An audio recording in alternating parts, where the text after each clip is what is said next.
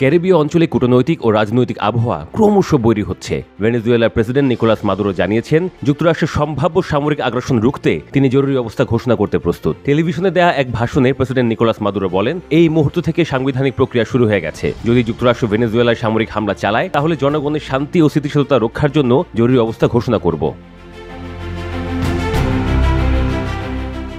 এর আগে দেশটির ভাইস প্রেসিডেন্ট ডেলসি রদ্রিগেজ জানিয়েছিলেন, মাদুরো ইতিমধ্যে একটি ডিক্রিতে স্বাক্ষর করেছেন যা তাকে বিশেষ ক্ষমতা প্রদান করে। এর মাধ্যমে তিনি দেশের পুরো সেনাবাহিনী মোতায়েন করতে পারবেন এবং সামরিক বাহিনীকে জনসেবা খাত ও তেল শিল্প নিয়ন্ত্রণের অধিকার দেওয়া হবে। ডিক্রির মেয়াদ হবে 90 দিন, যা প্রয়োজন অনুযায়ী আরও 90 দিন বাড়ানো সম্ভব।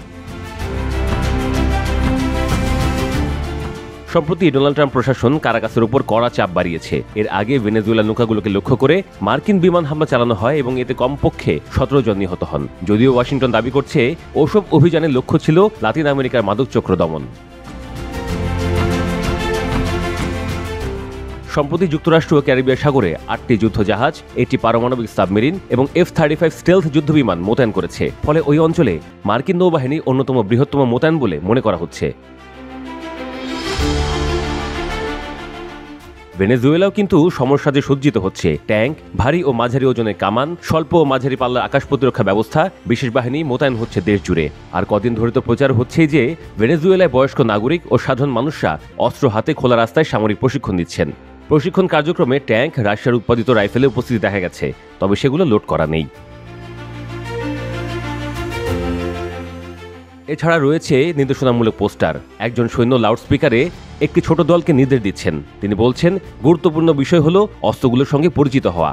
আমরা লক্ষ্যবস্তুকে নিশানা করি এবং সেগুলোকে আঘাত করি। প্রশিক্ষণ চলাকালীন পুরো এলাকা জুড়ে সবাই, নারী ও শিশুরা তার বক্তব্য শুনছেন।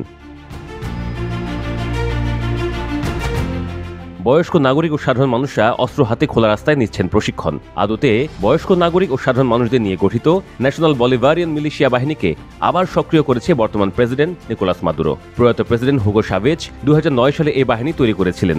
সে সময় তরুণ বয়সে যোগ দিয়েছিলেন এডিথ পেরোলেস। এবার 68 বছরের আবার প্রস্তুত হচ্ছেন সামরিক পোশাকে রাস্তায় নামতে। তিনি বলেন, আমাদের মাতৃভূমি রক্ষা করতে হবে, ডাক এলেই আমি রাস্তায় নামব।